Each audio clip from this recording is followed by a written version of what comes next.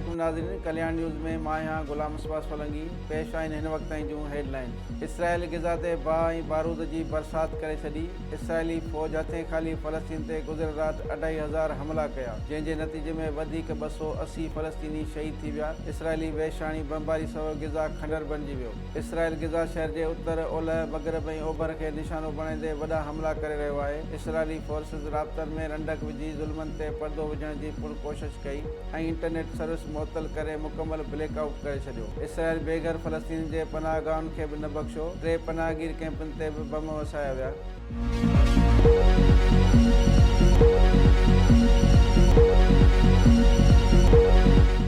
IMF हुकूमती इदारनि जे नुक़सान बाबति पुराणनि अंगनि अखरनि वारी रिपोर्ट मञण खां इनकार करे छॾियो।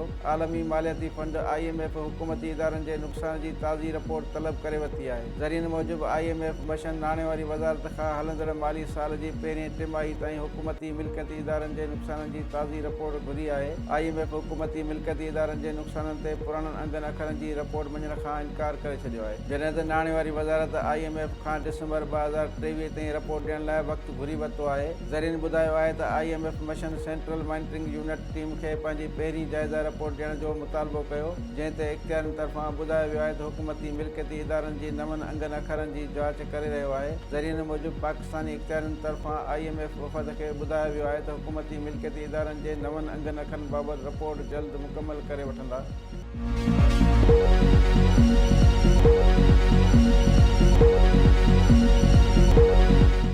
अॻूणे सदर आसिफ अली ज़रदारी मकानी चूंडनि में पीपल्स पार्टी जे उमेदवारनि जी कामयाबी बैदि चयो आहे त सिंध जी दिलि कराची में बि जीए भुट्टो जो नारो हणी छॾियो। आसिफ अली ज़रदारी चयो त मुर्तज़ा वहाब ऐं सलमान अब्दुल्ला मुराद जी कामयाबी कराची वासियुनि जो मुखालफ़नि लाइ ख़ासि पैगाम आहे। 8 फरवरी जो सिॼु बिलावल भुट्टो ज़रदारी जे फतह जो पैगाम खणी उभरंदो। आसिफ ज़रदारी नंढी मकानी चूंडनि में पीपल्स पार्टी खे खटाइण ते सिंध जे अवाम जा थोरा मञा। आसिफ अली ज़रदारी चयो त पीपल्स पार्टी जो हर कारकुन शहीद बेनज़ीर भुट्टो जो सफ़ीर बणिजी चूंड मुहिम शुरू करे। आम चूंडनि में बि पीपल्स पार्टी ॻरी अक्सरियत सां कामयाबी माणींदी।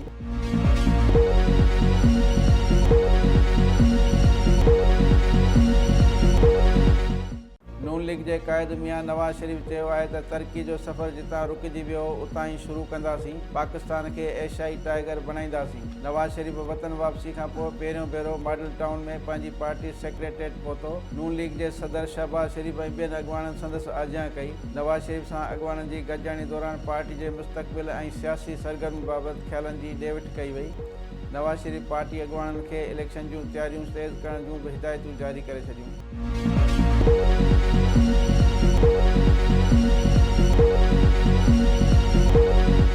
नाज़रीन, हीअ हुयूं हिन वक़्त जूं हेडलाइंस। वधीक ख़बरनि ऐं अपडेट लाइ ॾिसंदा रहो कल्याण न्यूज़ ऐं असांजो चैनल लाइक ऐं सब्सक्राइब करणु न विसारींदा।